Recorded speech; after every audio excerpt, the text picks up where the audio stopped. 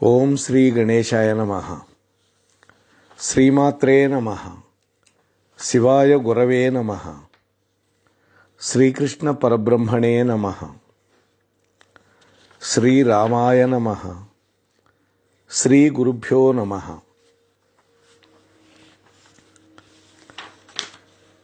పద్దెనిమిది పర్వాలతో వెలసిల్లుతున్నటువంటి మహాభారత ప్రవచనాలు వింటూ ఉన్నటువంటి మిత్రులందరికీ మరొక్కసారి పునఃస్వాగతం. నిన్న 7వ ఎపిసోడ్లో మనం భీష్ముడి యొక్క జనన గాథంతా చెప్పుకున్నాం. నిన్న మనం పూర్తయ్యేసరికి సత్యవతికి శంతన మహారాజుకి జన్మించినటువంటి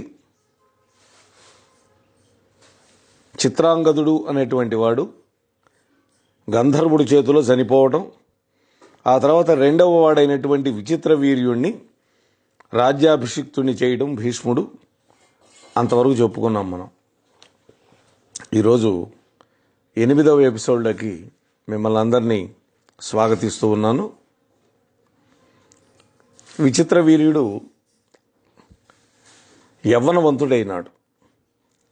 అంటే రాజ్యాభిషేకం పొందేసరికి 12-13 ఏళ్ళే ఆయనకి. 16 ఏళ్ళు వచ్చినాయి. అతడికి వివాహం చేయాలని భీష్ముడు భావించాడు. ఈలోగా కాశీరాజు తన కుమార్తెలకు స్వయంవరాన్ని ప్రకటించాడని తెలిసింది. కాశీరాజుకి 3 అందగత్తెలైనటువంటి కుమార్తెలు ఉన్నారు. అంబా, అంబిక, అంబాలిక వాళ్ళ పేర్లు. వాళ్ళు దేవకాంతలలాగా దివ్యమైనటువంటి సౌందర్యంతో శోభిల్లుతూ ఉండేవాళ్ళు. ఈ స్వయంవరానికి భీష్ముడు కూడా శస్త్రాస్త్రాలు ధరించి వెళ్ళాడు. స్వయంవరంలో సౌందర్యవతులైనటువంటి 3 కన్యలని చూశాడు. ఆహా, మా తమ్ముడికి తగినటువంటి వాళ్లే వీళ్ళు అనుకున్నాడు. స్వయంవరానికి వచ్చినటువంటి రాజులందరూ భీష్ముడిని చూశారు. వాళ్ళు ఆశ్చర్యపోయారు. భీష్ముడు స్వయంవరానికి ఎందుకు వచ్చినట్లు? ఇప్పటికే వయస్సు మళ్ళింది, తల నెరిసిపోయింది. పైగా బ్రహ్మచర్య వ్రతాన్ని అవలంబించేవాడని కూడా విన్నాం. ధర్మాత్ముడని అందరూ చెప్పుకుంటున్నారు. అటువంటి భీష్ముడు చేసినటువంటి ప్రతిజ్ఞలను భగ్నం చేసుకొని ఏ ముఖం పెట్టుకొని జీవించగలుగుతాడు? ఈ 3 కాంతాలని పెళ్లి చేసుకొని ఈ రకంగా వాళ్ళు మాట్లాడుకుంటున్నారు. ఈ మాటలు భీష్ముడి యొక్క చెవిలో పడ్డాయి. భీష్ముడు కోపం వచ్చింది. ఆవేశంతో లేచాడు. కాశీరాజు 3 పుత్రికలని తన రథం మీదకి ఎక్కించుకున్నాడు. ఒక ప్రకటన చేశాడు ఇక్కడ. ఓ క్షత్రియ వీరులారా, ఓ రాజకుమారులారా, వివాహాలు 8 రకాలని మీకందరికీ తెలుసు. బ్రాహ్మము, ఆర్షము, ఆసురము, రాక్షసము, గాంధర్వము, పైశాచికము, ప్రాజాపత్యము, దైవము అనేబడినటువంటి ఈ 8 విధాలైనటువంటి వివాహాల్లో స్వయంవరాన్ని క్షత్రియులు ప్రధానంగా ప్రశస్తంగా భావిస్తారు. కానీ రాజులను పోరాటంలో జయించి కన్యను అపహరించి పాణిగ్రహణం చేసుకోవటం అన్నిటికంటే ఉత్తమమని నేను భావిస్తూ ఉన్నాను. ఓ వీరులారా, నేను ఈ పద్ధతినే అవలంబించాలనుకుంటున్నాను. మీలో ఎవరికైనా ధైర్యం, సాహసం ఉంటే నాతో పోరాడి ఈ కన్యలను పొందొచ్చు అని పలికి కాసేపు నిరీక్షించాడు. ఆ తరువాత రథాన్ని ముందుకు నడిపాడు. ఈ సందర్భంలో మరొక్క మాట కూడా చెప్పాడు. ఈ 3 కన్యలని నా సోదరుడైనటువంటి విచిత్ర వీర్యుడికిచ్చి పెళ్లి చేయడానికి తీసుకువెళ్తున్నాను అని కూడా చెప్పాడు. అంటే వాళ్ళ అనుమానాలు కూడా పటాపంచలైపోయినాయి. అయితే ధైర్యం కలిగినటువంటి కొంతమంది రాజులు భీష్ముడిని అడ్డగించారు. అప్పుడు ఆ రాజకుమారులకి భీష్ముడికి మధ్య భయంకరమైనటువంటి సంగ్రామం జరిగింది. దేవదానవ సంగ్రామాన్ని తలపించేటటువంటి విధంగా సాగింది యుద్ధం. రాజులందరూ కలిసి భీష్ముడిని చుట్టుముట్టారు. మేఘాలు పర్వతాల మీద వర్షధారలను కురిపించినట్లుగా వాళ్ళందరూ భీష్ముడి మీద బాణ వర్షం కురిపించారు. భీష్ముడు ప్రళయకాల రుద్రుళ్లాగా విజృంభించాడు. ఆ రాజకుమారుల యొక్క రథాలని, ధ్వజాలని, కవచాలని, ధనస్సులని ఛేదించి వాళ్ళ యొక్క తలలను తాటికాయల్లాగా భూమి మీద దొర్లిపడేలాగా చేశాడు. ఈ విధంగా అక్కడ ఉన్న రాజకుమారులందరినీ జయించి ఆ 3 రాజకన్యలతోటి హస్తినాపురానికి బయలుదేరాడు. ఈలోగా మహావీరుడైనటువంటి సాళ్వ భూపతి భీష్ముడి మీదకి వచ్చాడు. సాళ్వుడు ఈ కాశీరాజ పుత్రిక అయినటువంటి అంబ వీళ్ళిద్దరూ పరస్పరం ప్రేమించుకున్నారు గతంలో. ఆ విషయం రథాన్ని ఎక్కించేటప్పుడు అంబ చెప్పలేదు. గమనించండి మీరు. స్వయంవరంలో ఆమెని పొందాలని వచ్చాడు ఈ సాళ్వుడు. భీష్ముడు చేసిన పని అతని కోపం తెప్పించింది. అప్పుడు భీష్ముడికి సాళ్వుడికి మధ్య భయంకరంగా యుద్ధం జరిగింది. ఆ సాళ్వుడు వేసినటువంటి బాణాలు భీష్ముడిని తాకుతూ ఉంటే రాజులందరూ భళి భళి అంటున్నారు. ఓడిపోయిన వాళ్ళు, మిగిలిన వాళ్ళు కొంతమంది ఈ విధంగా సాళ్వుణ్ణి పొగుడుతూ ఉన్నారు. అది విన్నటువంటి భీష్ముడికి ఆవేశం కట్టలు తెంచుకుంది. కోపం కూడా విపరీతంగా వచ్చింది. అప్పుడు సాళ్వుడి దగ్గరికి తీసుకువెళ్ళి తన రథాన్ని, వారుణాస్త్రాన్ని ప్రయోగించి సాళ్వుణ్ణి, అతడి సారథిని, రథాన్ని, ఆ రథానికి పూంచి ఉన్నటువంటి గుర్రాలని మొత్తాన్ని చంపేసి సాళ్వుణ్ణి మాత్రం ప్రాణాలతో విడిచిపెట్టాడు. అది ఆయన యొక్క దయ. భీష్ముడు ఆ విధంగా అందరినీ జయించి కాశీరాజు యొక్క 3 పుత్రులకని తన బిడ్డలలాగా, తన కోడళ్లలాగా భావించి హస్తినాపురానికి తీసుకొచ్చాడు. అది భీష్ముడి యొక్క ధర్మం. సత్యవతీదేవికి అప్పగించాడు తీసుకొచ్చి. అప్పుడు సత్యవతీదేవి విచిత్రవీరుడికిచ్చి ఈ 3 కన్యలని వివాహం చేయాలని ఆలోచిస్తూ ఉన్నది. ఇంతలో అంబ భీష్ముడి దగ్గరకు వచ్చింది. ఓ ధర్మాత్మ, నేను మీతో యుద్ధం చేసి ఓడిపోయినటువంటి సాళ్వ భూపతిని వరించాను గతంలో. ఆయన కూడా నన్ను ప్రేమించాడు. మేమిద్దరం పరస్పర అనురాగబద్ధులం. ఈ విషయం మా తండ్రికి కూడా తెలుసు. స్వయంవరంలో నా వివాహం సాళ్వుడితో జరిగి ఉండేది మీరు గనక రాకపోతే. మీరు ధర్మమర్మాలన్నీ తెలిసినటువంటి వాళ్ళు. నా మనస్సును మీ ముందు తెరిచి ఉంచాను. ఏది యుక్తమో, ఏది ధర్మమో మీరే ఆలోచించి ఒక నిర్ణయానికి రండి అని చెప్పింది. ఈ మాట ఎప్పుడు చెప్పాలి? రథాన్ని ఎక్కించేటప్పుడే చెప్పాలి. చెప్పి ఉంటే భీష్ముడు ఆ అమ్మాయిని వదిలిపెట్టేవాడు అక్కడే. కానీ ఇప్పుడు చెబుతోంది, అంబా, మీ ప్రేమను నేను హర్షిస్తున్నాను, అంగీకరిస్తున్నాను కూడా. క్షత్రియ కాంతలు ప్రేమించడం తప్పేం కాదు. కానీ కాశీరాజు సభా మంటపంలో నేను నా యొక్క అభిప్రాయాన్ని వ్యక్తం చేసినప్పుడు నీవు కూడా నీ యొక్క ప్రేమ వ్యవహారాన్ని నాకు చెప్పి ఉండవలసింది. సరే, ఏదో జరిగిపోయింది. మరొకరిని ప్రేమించినటువంటి నిన్ను నా సోదరుడికిచ్చి వివాహం చేయలేను. నిన్నిప్పుడే సురక్షితంగా నువ్వు ప్రేమించినటువంటి సాళ్వ భూపతి దగ్గరికి పంపిస్తాను, వెళ్ళు అన్నాడు. ఆ విధంగా భీష్ముడు ఒక రథాన్ని ఏర్పాటు చేసి బ్రాహ్మణులని తోడిచ్చి ఆ అంబని సాగనంపాడు. ఇక మిగిలినటువంటి అంబాలికలని విచిత్రవీరుడికిచ్చి ఘనంగా వివాహం జరిపించాడు భీష్ముడు. మహాసౌందర్యవతులైనటువంటి అంబాలికలతోటి కామ భోగాలని అనుభవిస్తూ స్వేచ్ఛగా ఆనందంగా జీవిస్తూ ఉన్నాడు విచిత్రవీర్యుడు. ఎంత అనుభవించినా రోజు రోజుకి అతడిలో కామవాంఛ పెరుగుతున్నదే గాని తగ్గటల్లా. భార్యల యొక్క సేవలు పొందుతూ ఉన్నాడు, స్వేచ్ఛా విహారం సాగిస్తూ ఉన్నాడు. ఇలా 7 సంవత్సరాలు గడిచిపోయినాయి. నిర్విరామంగా సాగించినటువంటి కామోపభోగ జీవనం వల్ల విచిత్రవీరుడి యొక్క ఆరోగ్యం పట్టుదప్పిపోయింది, క్షీణించిపోయింది. యవ్వనంలోనే క్షయవ్యాధి వచ్చింది. వైద్యులు వైద్యం చేశారు, వాళ్ళు చేతులెత్తేశారు. ఔషధాల వల్ల ఏమి ప్రయోజనం కలగటల్లా. దేహం రోజు రోజుకి క్షీణించిపోతోంది. సూర్యుడు పడమటి కొండల్లోకి వెళ్ళినప్పుడు ఎలా ఉంటాడో విచిత్ర వీరుడి యొక్క పరలోక యాత్ర కూడా అలాగే సాగింది. మరణించాడు. భీష్ముడు విపరీతమైన బాధకు లోనయ్యాడు.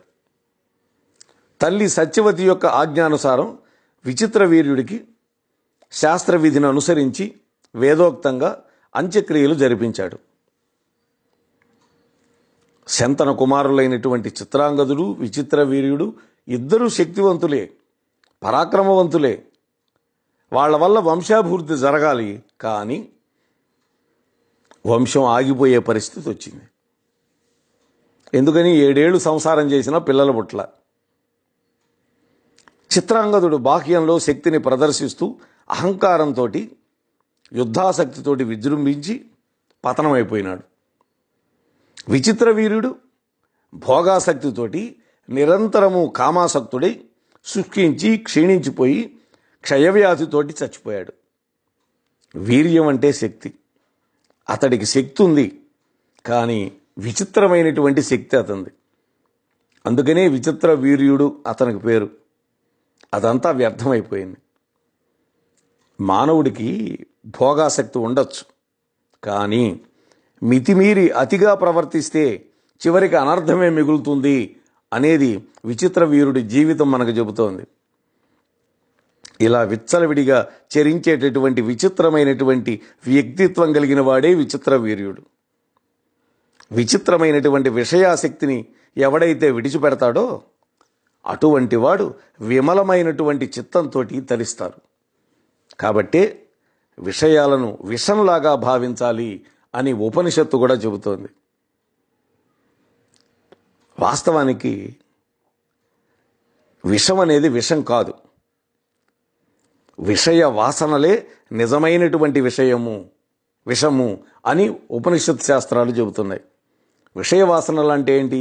ఇంద్రియ భోగాలు.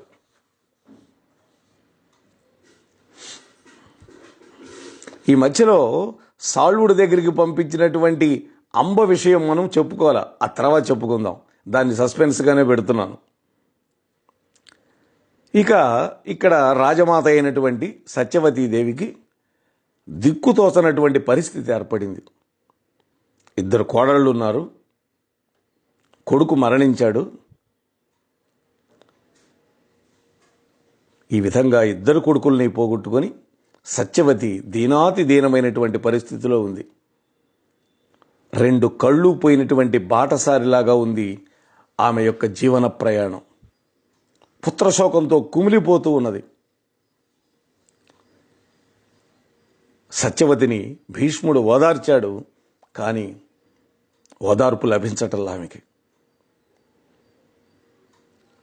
వెంటనే కొంతకాలం గడిచిన తర్వాత ఊరట పొంది ఒక రోజున భీష్ముడిని పిలిపించింది. కుమారా, అన్ని భారాలు నీ మీదే పడ్డాయి. మీ తండ్రి శంతనుడికి పిండ ప్రదానం నువ్వే చేశావు. వంశరక్షణ, కీర్తి రక్షణ అన్నీ నిన్నే ఆశ్రయించుకొని ఉన్నాయి. మీ తమ్ముళ్ళిద్దరికీ కూడా నీవే సంస్కారాలు చేశావు. నాయనా, నీవు ధర్మజ్ఞుడివి. శాస్త్ర పరిజ్ఞానం నీకు అద్భుతంగా ఉన్నది. క్లిష్ట సమయాల్లో, సంక్లిష్టమైనటువంటి సందర్భాల్లో నీ యొక్క బుద్ధి కౌశలం అసమానంగా ఉంటుంది. నాయనా, నా మనస్సులో ఉన్న మాట చెబుతాను, దీనిని కూడా నీవు బాధ్యతగా స్వీకరించు అన్నది. సత్యవతి చెబుతోంది, నాయనా, నాకు ప్రాణతుల్యుడు, ప్రియపుత్రుడు, అద్భుత పరాక్రమవంతుడు, నీ ప్రియమైనటువంటి సోదరుడు విచిత్ర వీర్యుడు మనం చేరుకోలేని దూరానికి వెళ్ళిపోయాడు. అతడి భార్యలు అంబిక, అంబాలిక ఇద్దరు నవ యవ్వనంలో ఉన్నారు. ఈ హస్తినాపురానికి రాజులేని పరిస్థితి దాపురించింది. అప్రమేయమైనటువంటి తేజస్సుతో విరాజిల్లినటువంటి కురువంశం ఈనాడు అనాథ అయిపోతోంది. సంతాన విహీనుడుగా విచిత్ర వీరుడు వెళ్ళిపోయాడు పరలోకానికి. నాయన భీష్మ, ఇప్పుడు అతడి భార్యలైనటువంటి అంబిక, అంబాలికలిద్దరికీ నీవే పుత్రదానం చేయాలి. ఇది ధర్మకార్యం, దీంట్లో దోషం లేదు నాయన. వంశాభివృద్ధికి, పితృదేవతలను రక్షించడానికి నీవు ఈ ధర్మకార్యాన్ని చేపట్టక తప్పదు అన్నది. నాయన, దీనిని దేవర న్యాయం అని అంటారు. అంటే బావగారు తన తమ్ముళ్ళు మరణిస్తే తన యొక్క మరదళ్లలో కామాపేక్ష లేకుండా కేవలం వంశాన్ని నిలపడం కోసం సంతానాన్ని కనడం అనేది ఒక పద్ధతి ఉంది. దాన్ని దేవర న్యాయం అంటారు. అప్పుడు భీష్ముడు మాట్లాడుతున్నాడు, తల్లి, నీ మాటల్లో ధర్మమే ఉంది, కానీ నా మనస్సులో రాజ్యాభిలాష కానీ సంతాన వాంఛ కానీ రెండూ లేవు. ఎప్పుడో మనస్సు నుండి పారిపోయాయి. అమ్మా, నేను చేసిన ప్రతిజ్ఞ నీకు తెలియంది కాదు కదా. నీ బిడ్డ చెప్పే ఒక్క విషయాన్ని ఏనాడు మరవద్దు తల్లి. ఈ భూమి తన యొక్క గంధ గుణాన్ని పోగొట్టుకుంటే పోగొట్టుకోవచ్చు. గంధం అంటే వాసన. వాయువు స్పర్శాజ్ఞానాన్ని విడిచిపెట్టవచ్చు. అగ్ని తేజస్సుని విడిచిపెట్టవచ్చు. ఆకాశం శబ్దగుణాన్ని దూరం చేసుకోవచ్చు. అమ్మా, సూర్యుడు వేడిని, చంద్రుడు చల్లదనాన్ని విడిచిపుచ్చచ్చు. అసంభవాలైనా ఇవన్నీ ఏదో ఒకరోజు సంభవాలు కావచ్చేమో, కానీ నేను మాత్రం నా కంఠంలో ప్రాణం ఉండగా ధర్మ మార్గాన్ని విడిచిపెట్టను. ఇది అసంభవం అన్నాడు భీష్ముడు. అందుకనే ఆయన భీష్ముడయ్యాడు. అప్పుడు ఆ తల్లి అన్నది, నాయన, నీ వ్రతపాలను నాకేం తెలియంది కాదు. నీవు లోకాలను నిగ్రహించే శక్తి కలిగినటువంటి వాడివి. అయితే వంశాన్ని నిలబెట్టడానికి ఆపద్ధర్మాన్ని పాటించమని నిన్ను అర్థిస్తున్నాను. రాజ్యభారాన్ని వహించక తప్పదు అని భారంగా పలికింది సత్యవతి. అమ్మా, ధర్మం అనేది మహోన్నతమైనది, పవిత్రమైనది. ఆపదలు అందరికీ వస్తాయి తల్లి. మనం ఎప్పుడూ ధర్మం వైపే జీవిస్తూ ఉండాలి. నీవు అధర్మంగా ఆలోచించద్దు. అది మన అందరికీ వినాశనాన్నే కలిగిస్తుంది. అధర్మంగా చరించమని ఏ ధర్మము కూడా చెప్పదు తల్లి. శంతన మహారాజు యొక్క వంశం ఆగిపోకుండా సాగడానికి ధర్మశాస్త్రాల్లో చాలా మార్గాలు ఉన్నాయి. మీరు గనక ఆజ్ఞాపిస్తే అవేంటో నేను చెబుతాను. విద్వాంసులను కూడా నీవు అడిగి తెలుసుకోవచ్చమ్మా. వియోగ ధర్మం అనేటువంటిది ఒకటి ఉన్నది. దానివల్ల వంశం ఆగదు, ధర్మానికి హాని జరగదు.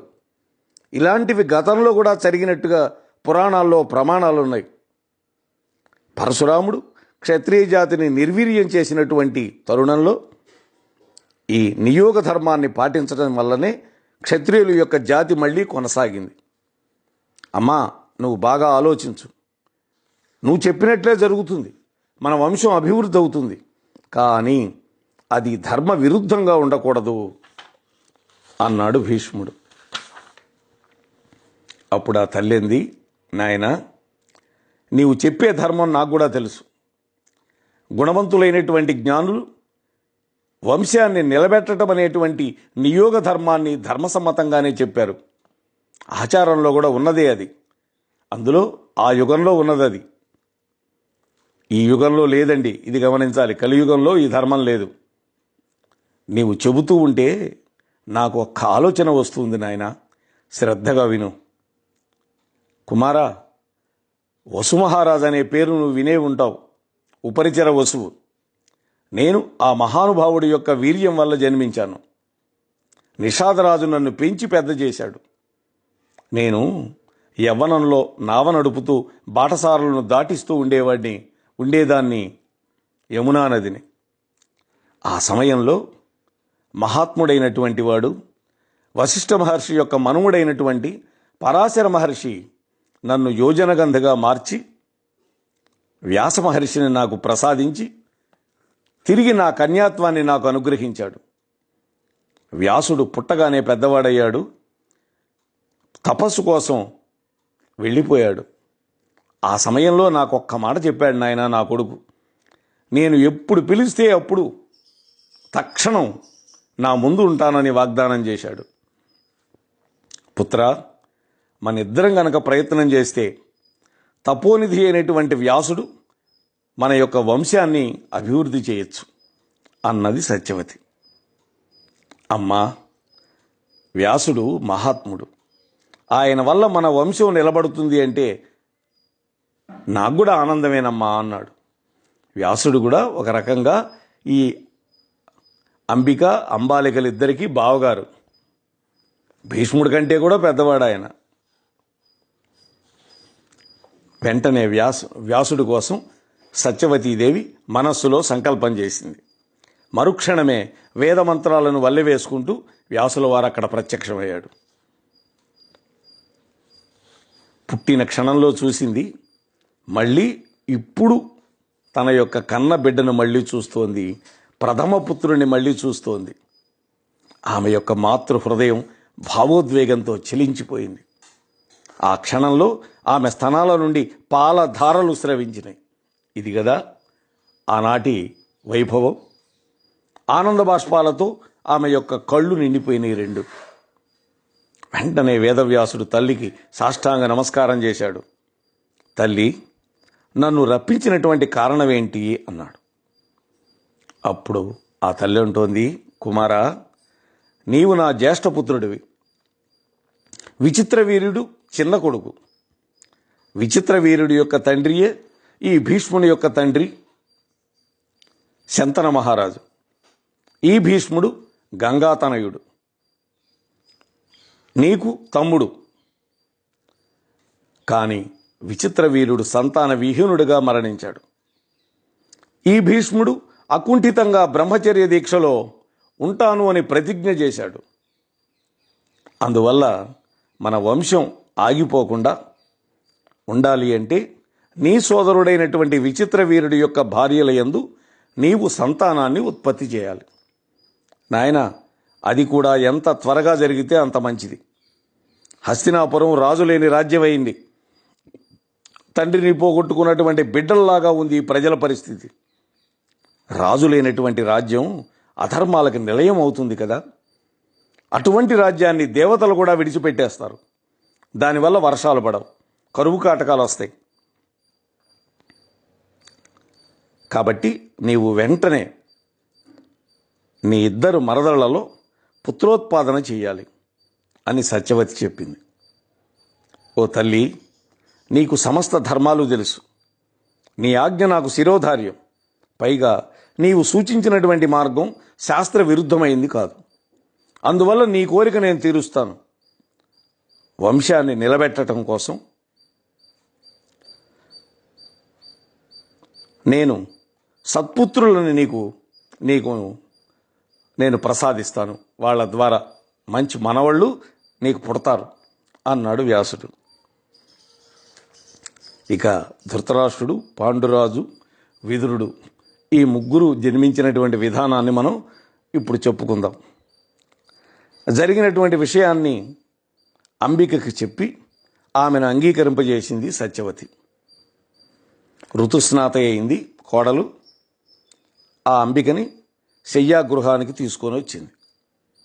అర్ధరాత్రి సమయంలో వ్యాసుడు ఆ గదిలోకి వచ్చాడు. అక్కడ రత్నదీపాల కాంతులు విరజిమ్ముతూ ఉన్నాయి. నల్లటి దేహం, కాంతితోటి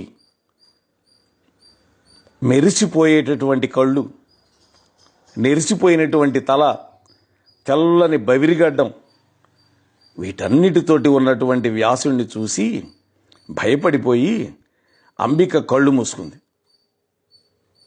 వ్యాసుడు అంబికా గర్భంలో బీజప్రదానం చేశాడు. మరునాడు సత్యవతి వ్యాసుడి దగ్గరకు వచ్చి, నాయన, అంబిక గర్భం నుండి గుణవంతుడైనటువంటి పుత్రుడు పుడతాడు కదా అని అడిగింది.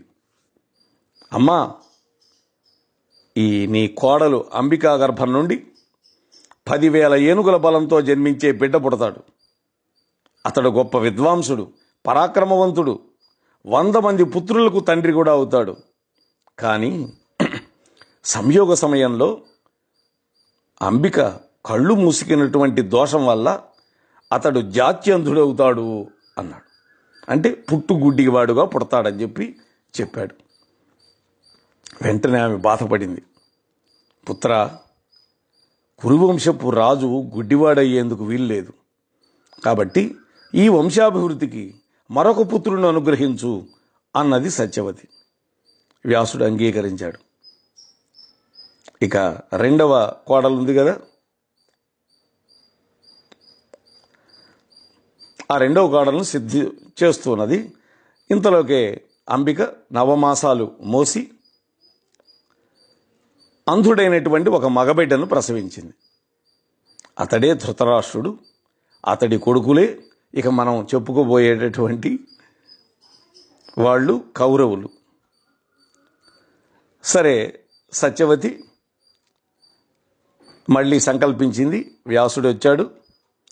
రెండవ కోడలైనటువంటి అంబాలికని ఒప్పించి సేనాగారానికి పంపించింది. అత్తగారు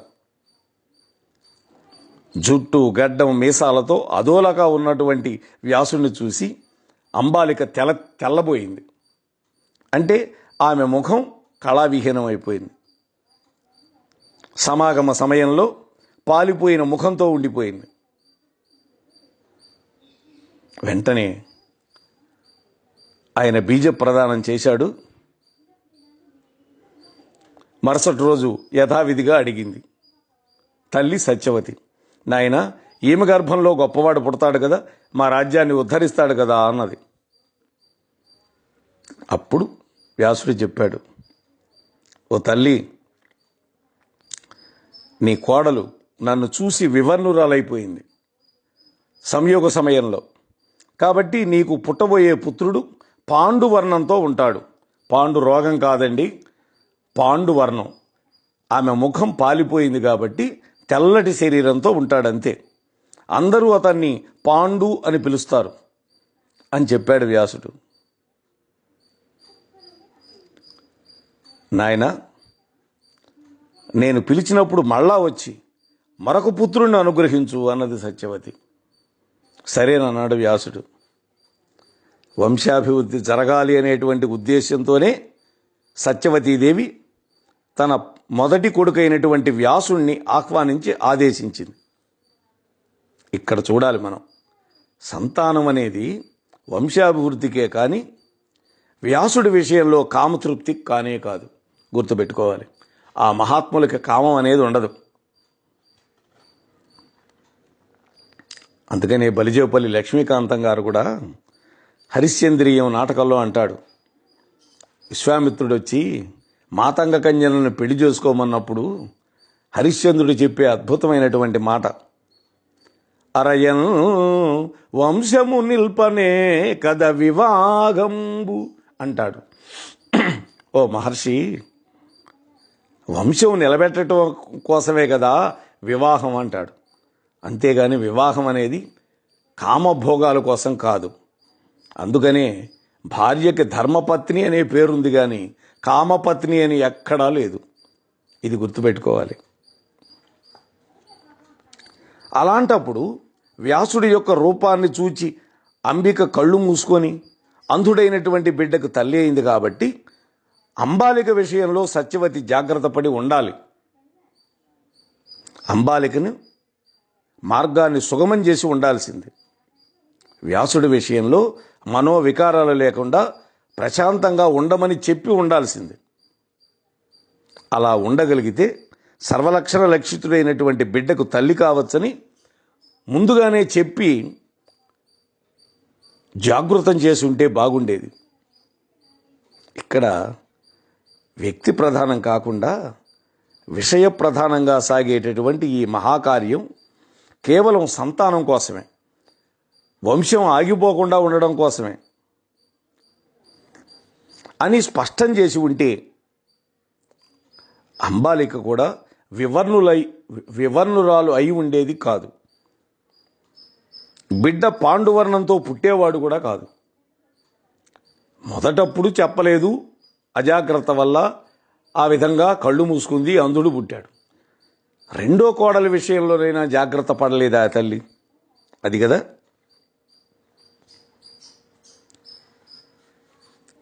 అయితే ఇక్కడ పాండురాజు అంటే కేవలం శరీరం తెల్లగా ఉంటాడు అనే కానీ కొంతమంది వ్యాఖ్యానించినట్లుగా ఆయన ఏదో పాండురోగి అని మాత్రం కాదు. ఎక్కడ భారతం చెప్పలా, వ్యాసుడు చెప్పలా, కవిత్రయం కూడా చెప్పలా. కాకపోతే రూప సౌందర్య లావణ్య రాశి కుంతీదేవి స్వయంవరంలో పాండురాజును ఎందుకు నివరిస్తుంది? ఆయన అందగాడు కాకపోతే శరీరం తెల్లగా ఉంటుంది అంతే, అంతే తప్ప ఆయనకేం రోగాలు లేవు, రుష్టులు లేవు. సరే, నెలలు నిండినాయి. అంబాలిక మళ్ళా ఈ విధంగా పుత్రుణ్ణి కన్నది, రెండో కొడుకుని. అంటే అంబికకు ఒక పుత్రుడు పుట్టాడు, ఆయనకి ధృతరాష్ట్రుడు అని పేరు పెట్టారని చెప్పుకుంటున్నాం. అంబపుత్రుడు కాబట్టి ఆయనకి ఆంబికేయుడు అని పేరు వచ్చింది. అంబాలిక కూడా ఒక పుత్రుడిని కన్నది. అతడు దివ్యకాంతులతో పాండు వర్ణం కలిగినటువంటి దేహంతో పుట్టాడు. అతడే పాండురాజు. ఆయన కొడుకులే పంచపాండవులు. అయితే సత్యవతి అంతటితో తృప్తి పడలా. ఇద్దరు కొడుకులు ఉన్నారు, పోయినసారి ఇద్దరు కొడుకులు ఉన్నారు, ఇద్దరు కొడుకులు దుర్మరణం పాలయ్యారు. అందుకని మూడవ వాడు కూడా ఉంటే బాగుంటుంది అనుకొని వ్యాసుణ్ణి మళ్ళీ తలుచుకుంది. వ్యాసుడు వచ్చాడు. అప్పుడు మళ్ళీ పెద్ద కోడలను పిలిచింది. ఆ పెద్ద కోడలు యందు సంతానాన్ని ఉత్పత్తి చేయమని చెప్పింది. ఈ అంబిక ఈ మాట చెప్పగానే వ్యాసుడు మనస్సులో మెదలగానే భయంతో మనస్సు అదోలాగా అయిపోయింది. అత్తగారి మాటను కాదనటానికా ధైర్యం చాలటల్లా. అంబిక ఆలోచించింది. మన యొక్క దాసీగణంలో ఒక అందమైనటువంటి ఒక దాసీని పిలిచింది. చక్కగా అలంకరణ చేసి తన బదులు వ్యాసుడు కోసం శయన మందిరానికి పంపించింది. ఆ దాసి వ్యాసుడికి అద్భుతంగా భక్తితోటి సేవా పరిచర్య చేసింది. వ్యాసుడు సంతోషపడ్డాడు. ఆమెకు పుత్ర ప్రదానం చేశాడు. ఓ శుభప్రద, నీ గర్భంలో ధర్మతేజుడైనటువంటి ఒక బాలుడు ఉన్నాడు. అతడు కృతజ్ఞుడు, సత్యజ్ఞుడు, ధర్మజ్ఞుడు. ఇక మీదట నీవు దాసిగా ఉండవు అన్నాడు వ్యాసుడు. వ్యాసుడు మళ్ళీ వెళుతూ తల్లికి నమస్కరించాడు. అమ్మా, అంబిక తాను నా వద్దకు రాకుండా తన యొక్క దాసీని పంపించింది. నేను కూడా ఆమెకే పుత్రదానం చేశాను అని చెప్పి వ్యాసుడు అంతర్ధానం అయిపోయాడు. వ్యాసుడి యొక్క అనుగ్రహాన్ని పొందినటువంటి ఆ దాసి ఒక మగ శిశువుని ప్రసవించింది. అతడే విదుర మహాశయుడు. ఆయనకి మత్సర దోషం లేదు, రాగద్వేషాలు లేవు, కామక్రోధ రహితుడు, అర్థశాస్త్రంలో నిష్ణాతుడు. అటువంటి వాడు ఆ దాసీ గర్భంలో పుట్టాడే. ఆ మహాత్ముడు ఎవరో కాదు, మాండవ్య మహర్షి శాపం వల్ల యమధర్మరాజు భూలోకంలో జన్మించవలసి వచ్చింది. ఆ యముడే ఈ విదురుడు. ధృతరాష్ట్ర పాండుకుమారులు కురువంశాన్ని ఆ విధంగా ప్రవర్ధమానం చేశారు. ఇవన్నీ వింటున్నాడు జనమేజయుడు. ఓ వైశంపాయన మహర్షి, మాండవ్య మహర్షి యమధర్మరాజును ఎందుకు శపించాడు? దాసీ గర్భంలో జన్మించమని ఎందుకు శాపం పెట్టాడు? ఆ యమధర్మరాజు చేసినటువంటి దోషం ఏంటి? ఇవన్నీ నాకు సవిస్తరంగా చెప్పండి అని సర్పయాగ మంటపంలో జనమేజయ మహారాజు ఆసక్తితోటి వైశంపాయనుడిని ప్రశ్నించాడు అని సూత పౌరాణికుడు నైమిషారణ్యంలో శౌనకాది మహర్షులకు చెప్పాడు. ఇక మాండవ్య మహర్షి కథ ఏంటో చూద్దాం.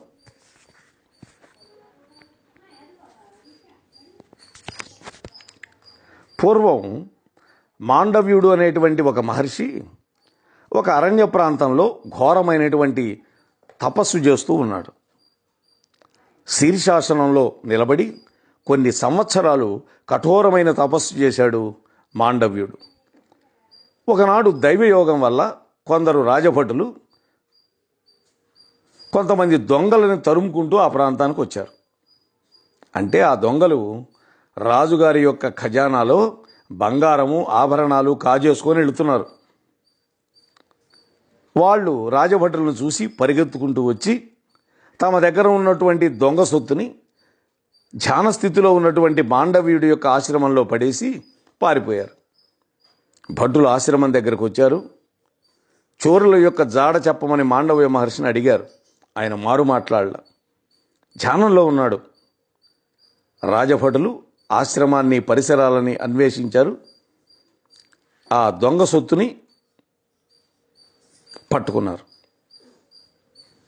అయితే వాళ్ళు అనుకున్నారు, మనం ఎంత అడిగినా దొంగలు ఎవరని చెప్పటం లేదు ఈయన, ఈ పన్నాగం వెనుక ఈ మాండవ్యుడి యొక్క ప్రమేయం కూడా ఉందని అనుమానించారు.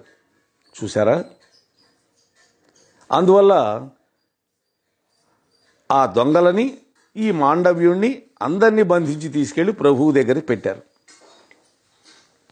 చేసినటువంటి నేరానికి శిక్ష విధిస్తూ ఆ చోరులతో పాటు మాండవ్య మహర్షి కూడా మరణదండన వేశాడు. దాన్నే కొరత శిక్ష అంటారు.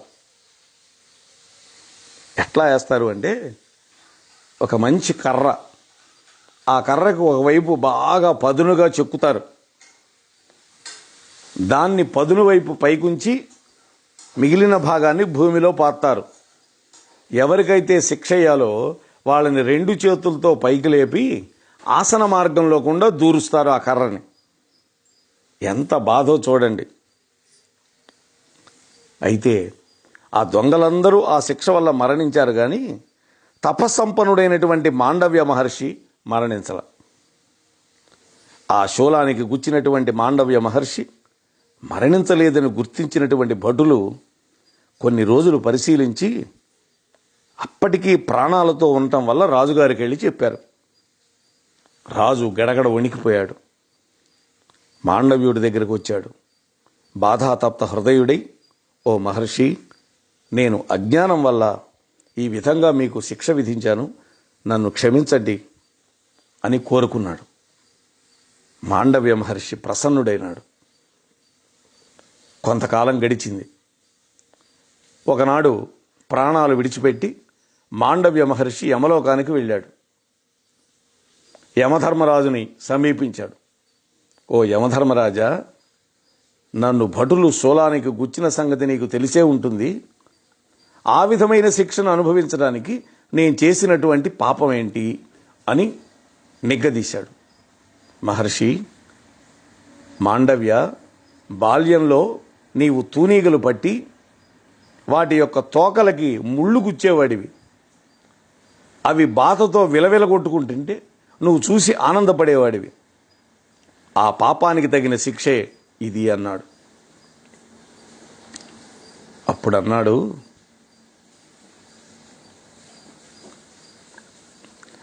అల్పంగా చేసినటువంటి దానమైన గొప్ప ఫలితాన్ని ఏ విధంగా ఇవ్వగలుగుతుందో, అదేవిధంగా చిన్న పాపం అయినా కూడా గొప్పదైనటువంటి కష్టాన్ని కలిగించగలుగుతుంది అన్నాడు యమధర్మరాజు.